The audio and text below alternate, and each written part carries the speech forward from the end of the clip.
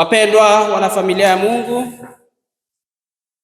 karibuni katika tafakari ya masomo yetu ya leo ya Dominika ya 4 ya Kwaresma, Dominika ya Furahini.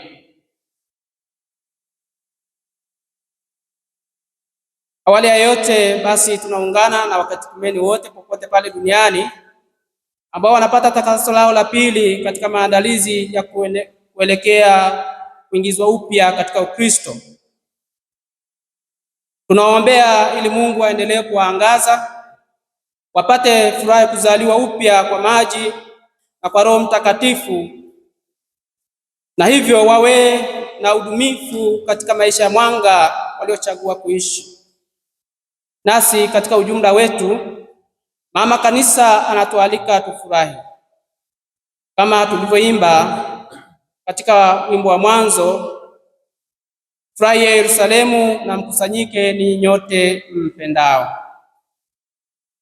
Hii Dominika inapata jina hilo kutokana na hiyo antifona ya kuingia au wimbo wa mwanzo wa kufurahi. Tunaalikwa kufurahi si kwa sababu safari ya Kwaresma imefikia tamati, na sio kwa sababu tumeshinda au hatuna tena mapambano, bali mbele yetu kuna sababu kuu mbili zinazofanya tufurahi katika Dominika hii. Kwanza, tumeshaanza kuona pambazuko la ukombozi wetu ambalo utimilifu wake ni katika sherehe za Pasaka. Kwa hiyo tumekaribia Pasaka, kwa hivi tunapata pumziko kidogo. Baada ya kuona hilo pumziko, pata hilo pumziko ili tuweze kuendelea na safari yetu. Pili, tufurahi kwa sababu Kristo aliye nuru ya ulimwengu anaendelea kuyagusa maisha yetu na kuyaangazia kwa mwanga wake unaopenya hadi katika vilindi vya mioyo yetu. Hii furaha tunaipata kutokana na kukutana naye, uwepo wake katika maisha yake. Unatupa faraja ya kuendelea kufurahi, kama tulivyoimba katika Zaburi ya 23, Bwana ndiye mchungaji wangu, sitapungukiwa na kitu. Kwa hiyo kumbe uwepo wake unatufanya sisi tusipungukiwe na chochote, na kwa hivi tunaendelea kufurahi katika hilo. Hivyo leo tunaendelea kuonjeshwa furaha hiyo kwamba ukombozi wetu umekaribia, na tunaonjeshwa ladha ya Kipasaka ili tukusanye nguvu ya kuendelea na safari ya mfungo wetu wa Kwaresma, na hatimaye tufikie kilele chake katika sherehe za Pasaka, lakini zaidi sana tupate ile furaha ya kudumu katika uzima wa milele. Masomo yetu ya leo, antifona, sala na zaburi vinatupatia mwaliko wa kutoka gizani, kuacha maisha ya dhambi na kuingia katika mwanga wa Kristo unaotufanya tuwe na furaha ya kweli na furaha ya kudumu. Kwa hiyo tunao wito wa kudumu wa kujitambua, kukua kiroho na kuishi katika ukweli.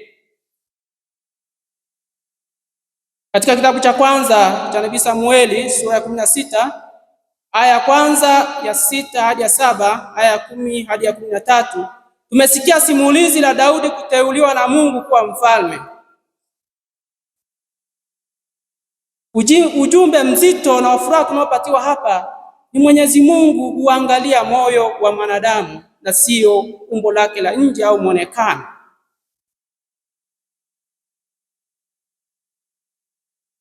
Kwa hivi Daudi aliye mdogo kuliko wote wa vijana wa Yese na asiyepewa nafasi, anachaguliwa na Mungu na kumiminiwa mafuta na Samueli kama ishara ya kuteuliwa kwake kuwa mfalme wa taifa la Israeli. Kwa hakika hiyo inaibua furaha yake ya ndani, furaha ambayo haihitaji mashangilio ya watu wala makofi yao, ila furaha inayotokana na kwamba Mungu amemtambua, amemwita, na kwa hivi anamjaza nguvu wa Roho wake. Kwa hiyo ile kutambua tu Mungu yuko upande wangu ni furaha itosha.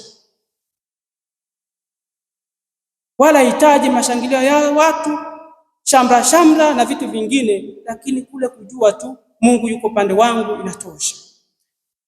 Kwa hivi furaha ya kweli hutokea pale ambapo Mungu anamkaribia, anamwita na kumuinua mtu kutoka katika hali ya unyonge, katika anguko lake au katika mateso.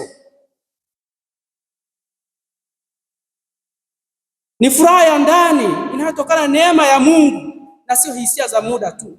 Ndio maana katika Injili ya leo Yohane sura ya 9 aya ya 1 hadi 41 inatusimulia habari ya Kristo kuleta furaha kwa kumfumbua macho mtu aliyezaliwa kipofu, katika wakati ambao yeye mwenyewe hata hakujua.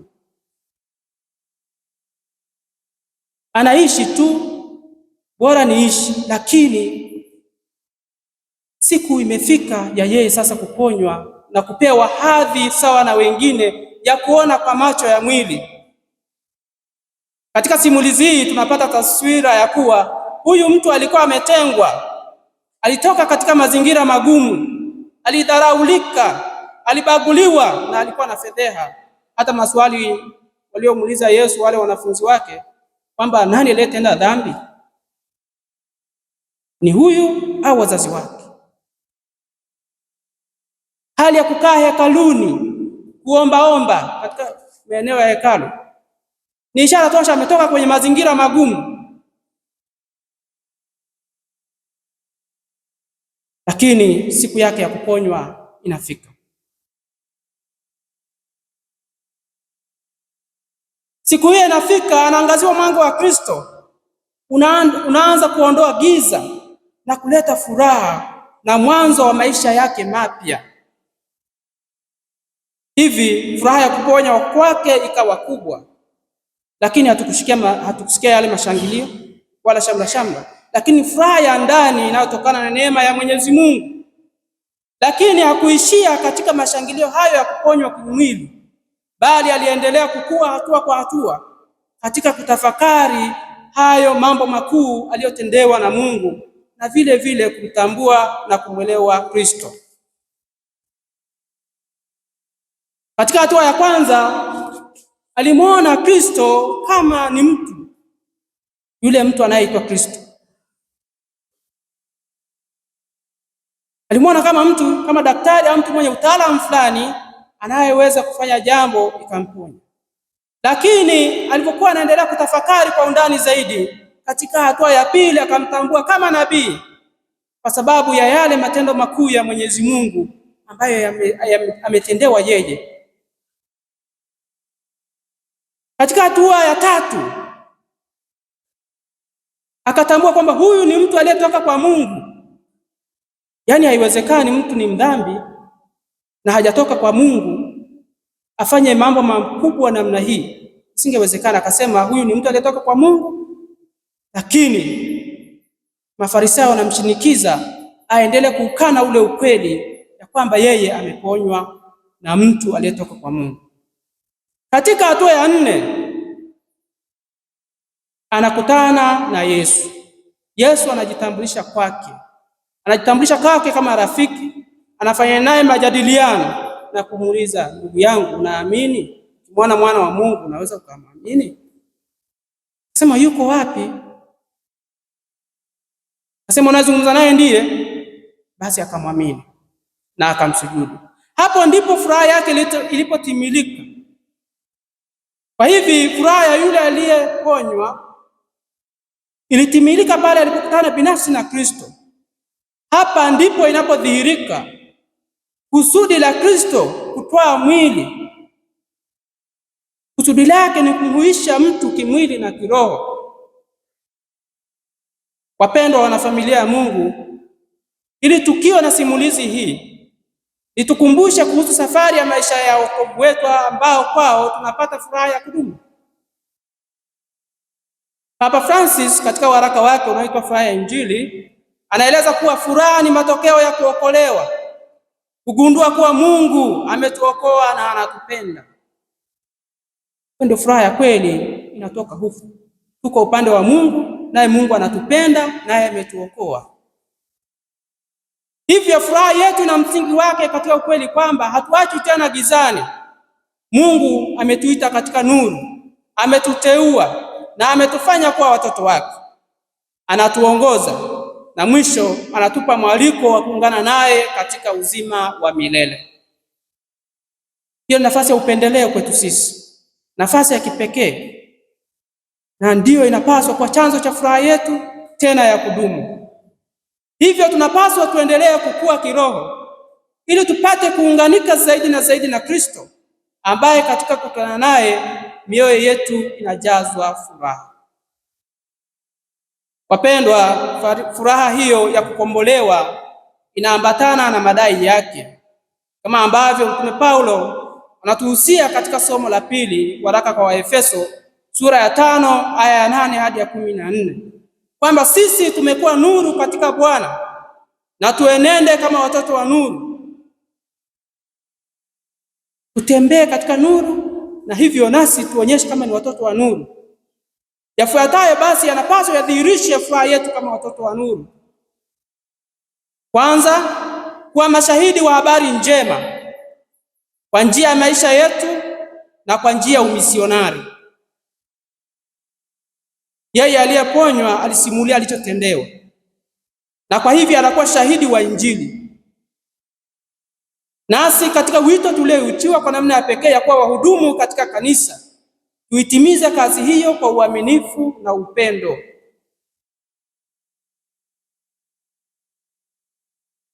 Jambo la pili ni kusimamia ukweli daima. Tusiposimama katika ukweli, mwisho anguko letu litakuwa kubwa. Lakini tukisimama katika kweli yote, kwa hakika tutashinda. Kwa maana furaha ya kweli inajengwa katika ukweli, na ukweli huo hushinda upinzani. Kwa ushindi tunauona kwa yule aliyeponywa. Licha ya kushawishiwa na Mafarisayo ili awaunge katika hila zao za kumpagazia Yesu kwamba ni mwenye dhambi, na yeye akane ukweli wa kwamba aliponywa, lakini alisimama katika ukweli. Lakini changamoto yetu siku hizi, tunaficha ukweli ili tuonekane wema.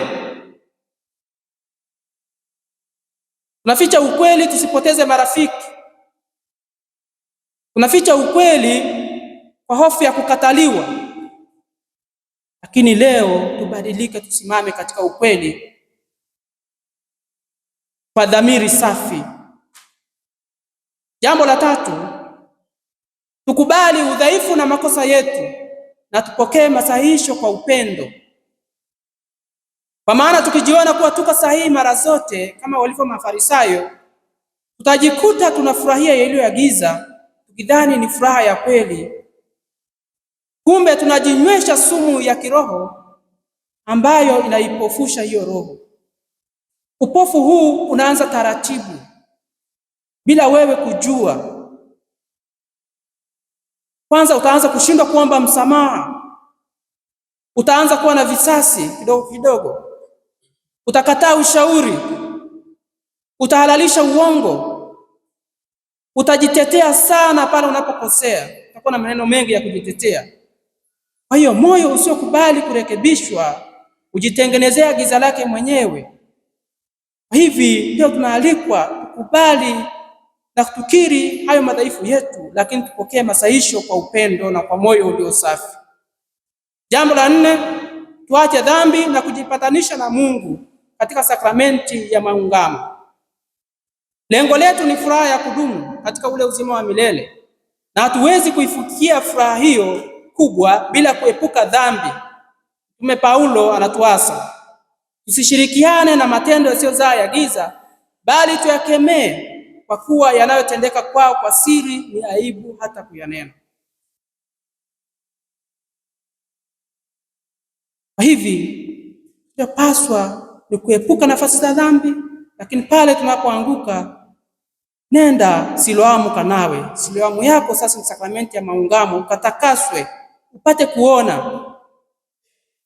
Lakini kwa nyakati zetu hizi kuna changamoto. Dhambi imepunguzwa uzito wake. kwa kuanza kupewa majina mepesi mepesi, inapunguzwa ukali. Kwa mfano, maneno yanatumika nimeteleza, ni bahati mbaya tu, au nilipitiwa.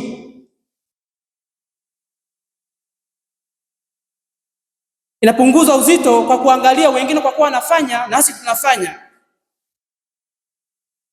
Kwa hivi dhambi inaonekana kana kwamba ni kwenda kinyume na utaratibu fulani tu, na hivi haichukuliwi kama uhusiano mwema na Mwenyezi Mungu, kuvunja ule uhusiano mwema na Mwenyezi Mungu, haionekani hivi. Kwa sehemu zingine dhambi haipimwi tena kwa ukweli ule wa Mwenyezi Mungu ambao amekwisha kuufunua kwetu, lakini inachukuliwa kama hisia binafsi. Kwa hiyo pale unapogusa dhamiri ya mtu kwa kukemea jambo fulani ambalo ni la uovu, unaweza ukashtakiwa. Kumbe sisi tusiwa mrengo huo. Tuziunde dhamiri zetu ziwe zinaona hii ni dhambi na hii sio dhambi, hii inampendeza Mungu na hii haimpendezi Mungu. Sio suala la kuhisi kwamba hii ni kuvunja tu desturi fulani na sio uhusiano na Mwenyezi Mungu. Kumbe dhambi ni kuvunja ule uhusiano na Mwenyezi Mungu. Pale ambapo tumepaharibu, basi tukiboreshe katika kipindi hiki cha Kwaresma. Tumwombe Mungu aziangaze nyoyo zetu kwa nuru ya neema yake, ili tuweze kuwaza daima yaipendezayo adhama yake, na hatimaye tuyafikie yale mema yapitayo mema yote. Tumsifu Yesu Kristo.